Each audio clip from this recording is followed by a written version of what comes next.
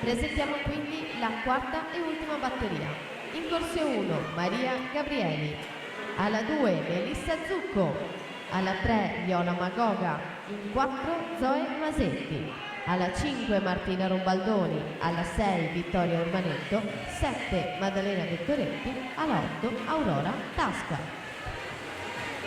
Terza e penultima in acqua con Martina Biasioli, Osi Laura Vicuna alla 4, 29,59, migliore stagionale 60,87 al Palazzo del Nuoto di Torino in occasione della Brema. Biasioli è stata terza in categoria di Roma, quindi in vasca lunga, in questa prova dei 100 d'orso lo scorso mese di agosto. Netto il vantaggio, quindi si prende il posto in finale. Vediamo il risponso cronometrico in attesa dell'ultima. 1:1:24 per lei su Matilde Modolo, 1:4:30, Elena Bruttignol 1:4:60.